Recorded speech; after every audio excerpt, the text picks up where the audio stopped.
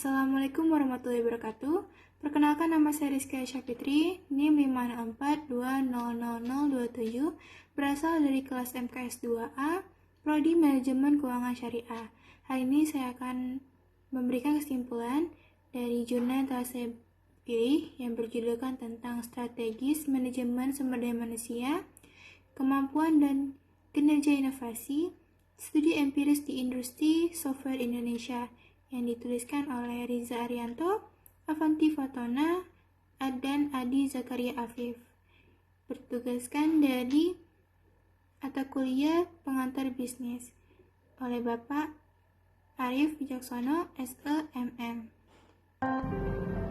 Saya akan membacakan kesimpulan yang telah saya tulis ulang. Inovasi didefinisikan sebagai pengenalan cara baru yang berhasil secara ekonomi dan sosial atau kombinasi baru dari cara-cara yang ada dalam mengubah masukan menjadi keluaran yang menghasilkan perubahan dalam hubungan nilai atau harga yang ditawarkan pada pengguna. Kemampuan inovasi, perusahaan harus memenuhi sebuah tuntutan inovasi untuk memenuhi kebutuhan pasar, menciptakan kebutuhan pasar baru, dan mengantisipasi perkembangan teknologi. Dari jurnal ini, adanya suatu penelitian yang dilakukan terhadap sebuah perusahaan. Sebanyak 42 perusahaan dari 172 perusahaan perangkat lunak Indonesia diundang. Tingkat tanggapan 24,4% bersedia untuk berpartisipasi dalam penelitian tersebut. Sebanyak 21,4% perusahaan responden adalah perusahaan yang menyediakan layanan untuk mengembangkan perangkat yang lunak.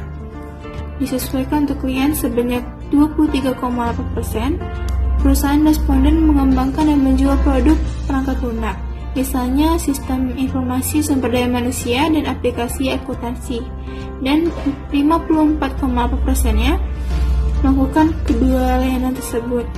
Nah, di situ adanya suatu proses dari penelitian yang mendapatkan hasil dari pengujian tersebut. Berdasarkan evaluasi model struktural, dapat disimpulkan bahwa kedua hipotesis diterima.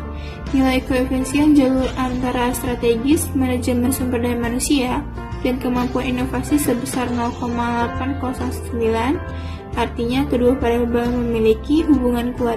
Selanjutnya, manajemen sumber daya manusia yang strategis dapat menjelaskan 65% kemampuan inovasi. Dengan hasil tersebut, maka dapat dikatakan bahwa manajemen sumber daya manusia dan yang strategis dapat menjadi prediktor yang baik untuk kapabilitas inovasi perusahaan. Seperti kesimpulan dari penelitian sebelumnya, seperti Paul Kiani et al.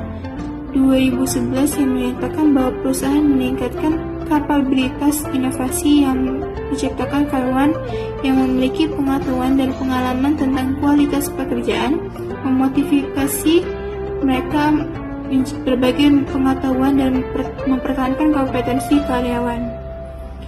Penelitian ini membuktikan bahwa manajemen sumber daya manusia strategis berpengaruh signifikan terhadap kapabilitas inovasi, dan kapabilitas inovasi juga berpengaruh signifikan terhadap kerja inovasi.